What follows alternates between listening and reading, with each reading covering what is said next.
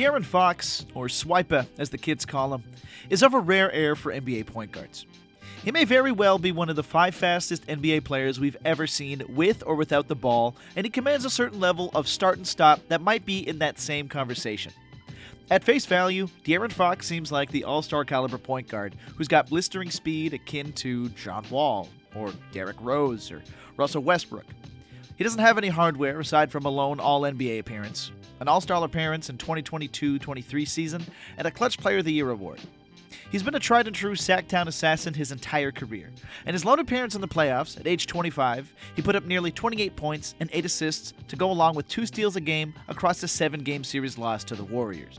In the last 3 years, he's amassed averages of 26 points, 6 assists, shot nearly 50% from the field, and a modest 35% from 3 on 6 attempts a game.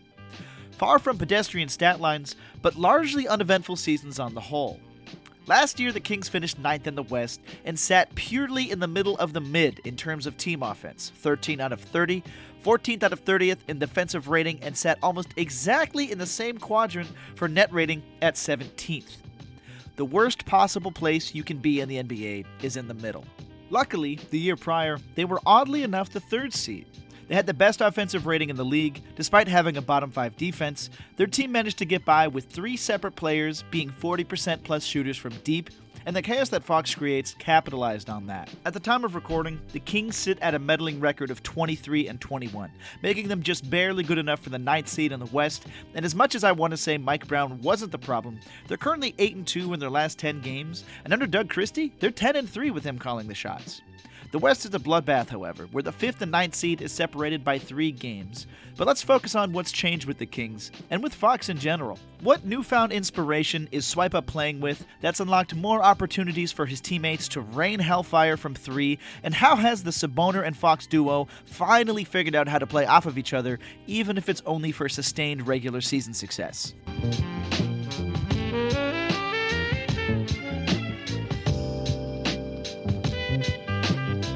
The first thing we've got to hone in on, even if it is the most obvious one, is the pressure Fox's pace has put on defenses this season. He has always had an insane start and stop kind of rhythm to his game. The pace and tempo he plays with is akin to no real basketball player we've ever seen. We can throw in the terminology by saying he's got shades of John Wall and Rose, or he mirrors Russell Westbrook, but none of these players combine the wiggle and finesse with the foot on the gas and hand on the e-brake quite like Fox does. You're looking at one of the best at playing up-tempo, but never out of control. And I dare say, he might go down as one of the herkiest and jerkiest players to ever lace up for any organization. Fox's uncanny ability to go from 0 to 100 in the blink of an eye, but then stop on a dime, is something otherworldly. He's got the fictional acrobatics akin to a member of the Generation of Miracles, that's a deep pull if some of you get that reference, and the speed to blitz any double team you might throw at him. Speed is both a blessing and a curse. Sometimes the chaos that comes with it is unmanageable, and solving the real-time problems faced with orchestrating an offense becomes compoundingly difficult when you've got even less of a window to do it as your speed constricts these opportunities even further. The defense has less time to react, but so does your team, and your own brain processing power kind of hinders this.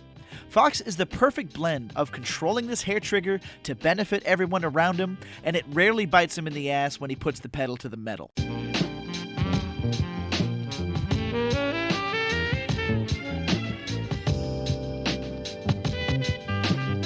The pressure relief for all of this downward momentum is undoubtedly his mid-range scoring and silky yet acrobatic touch around the rim. Make no mistake, Fox will drop the hammer on a motherfucker, and he's more than keen to put you on a poster hanging above his kid's wall. Some of the most forceful and disrespectful dunks I've seen in the last 5 years come from Fox's downhill momentum, and these would make the perfect exhibits at the Smithsonian if he played for any other big market franchise. If Fox's body control was just a touch worse, he'd be looked at as a player who takes wild and out-of-control shots that are lucky to go in. It's his master of contortion, coupled with the bendy Kyrie-esque layup package that allows him to be so lethal once he gets to the rim, and he seemingly gets there at will. The short-range pull-up game, with the hand in his face, acts as a way to keep defenses honest. His jumper, while inconsistent at times, is the perfect situational weapon that forces you to not give him space. He takes the difficult ones and makes you pay on them every single time. They're a timely cherry on top of the offensive sundae he brings to the table, and it's a huge headache to have to face guard a guy who can blow by you at any given moment.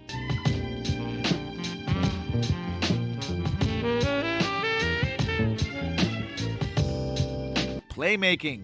Ooh, such a sensitive topic for offensive-minded point guards. On his career, Fox has averaged 6 assists a game, peaking at 7 in the 2021 NBA season, but the quality of assists is what I'd like to hone in on. As Gilbert Arenas put it, the best point guards in the NBA are always in attack mode. That meaning the best guards are those who force defenses to be wary of their threat to score and their threat to pass.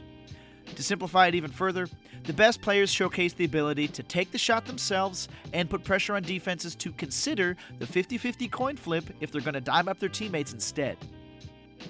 This is where De'Aaron Fox shines through like no other. All of that speed and rhythm-busting scoring equates to the ultimate conundrum. Will I pass or will I score?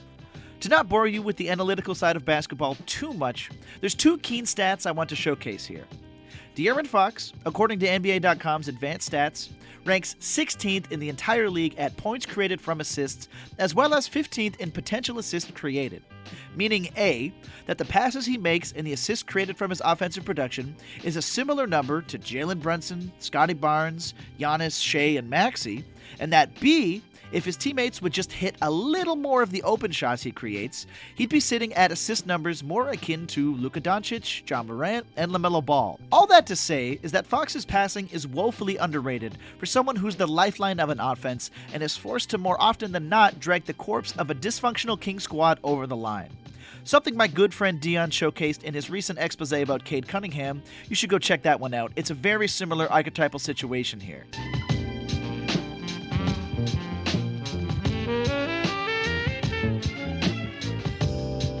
The final chapter of this case study, thank you for bearing with me, is none other than the release valve shooting and clutch time spike in efficiency De'Aaron Fox makes when it matters most. On his career, De'Aaron Fox is a very pedestrian 33% shooter from deep. Far from a consistent stroke, but its volume and accuracy has hovered closer to 36% on 5.5 attempts in recent years, so I'll give him a pass on the ones he takes to keep defenses honest. When you've got spacing that's somehow deteriorated next to you year after year and only seems to be getting worse, you'd expect some regression in the jumper as you're forced to take more difficult ones. Before you get on me for Sabonis shooting 47%, it's only on 2 attempts a game, and that's a huge asterisk, as it doesn't even remotely begin to free up Fox's perimeter nearly as much as the casual fan thinks.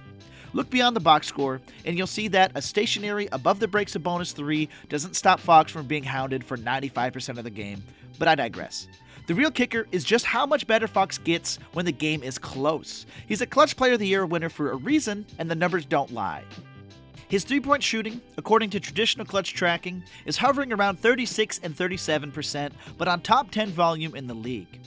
He's second in the league in total clutch time scoring, shooting nearly 50% from the field with the game within 5 points.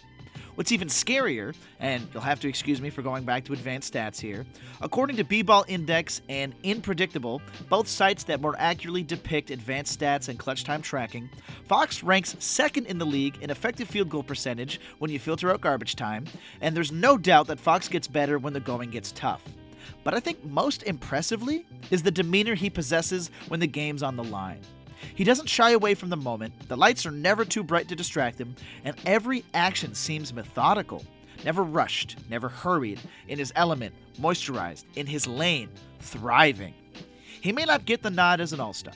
He may not get the respect he deserves, and Sacramento might royally fuck him with the construction of this roster. The hypothetical Halliburton and Fox fit may have never worked. But as the organization continues to force the issue of talent over fit, De'Aaron Fox will continue to keep you on the edge of your seat with highlight after highlight, praying that he ends up next to Victor Wembanyama somehow, some way to help the Spurs dynasty reignite its flame.